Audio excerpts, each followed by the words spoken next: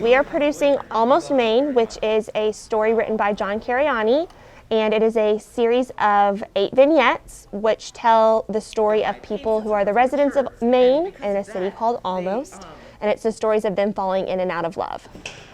Ow. I'm so sorry. Are you okay? We chose it here, one, because it is about communities and it is about relationships, but also when there's only 2 people on stage, it's easier to do contact tracing. So there's only ever 2 people on stage at one time, and so we know who's with who instead of large group numbers. It's a really fun show. It's a collection of different scenes with a lot of really cool characters, and they're just regular people, but they all kind of meet new people and figure out more about themselves, and it's a lot of different love stories. It's a really good show. Well, my characters I play is Lendl and Dave. And Lendl, he's kind of, like a chilled back, relaxed kind of guy. He's been dating this girl for 11 years and stuff, and he hasn't asked her to marry him. He's just like this, relaxed kind of guy. He's that kind of guy. And then Dave, he's, this like kind of, anxious, kind of like, upbeat, kind of fun little guy. He's got a lot of personality in him. And his person he wants to get with is Rhonda, right? They've been friends for years, and they go snowmobiling every Friday and all that. And it's a real fun time, and he just starts, really, really liking her.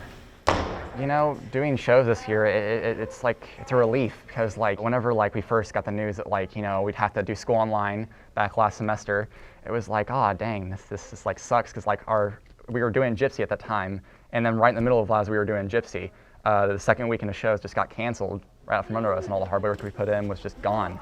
And then unprecedented times happened, and that was kind of to bring the community back together. And then finally doing this show, it's we can do this in this kind of environment, and we can do it safely.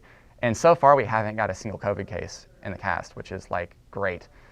The performances take place in person on the stage, but they are recorded and broadcast digitally. So we have a limited in-person audience as a result of the pandemic. And then people can buy online virtual tickets through an organization called Showtix. And when they buy the ticket there, it's just a film production of the show, but it's done live. So we have multiple cameras in the audience capturing different angles of the students and their acting. So it's like being there in person, but without having it right in front of you. I think the kids are so resilient and so excited just to be a part of something. They all really miss theater because it's what they're passionate about, it's what they love. And so they kind of didn't care what we did as long as we were doing something. They just wanted to be a part of it. So they're extremely positive, they're so hardworking, and they're very engaged and thrilled for this production. I think people should come and see this play because it's definitely a great way to support the arts right now. Obviously, COVID has probably had a bigger impact on the performance industry since the 1948 musician strike was probably the next biggest thing. So a lot of performing arts places really need it. But aside from that, I think we really deserve it because we've worked so hard. I think we've got a really fun show.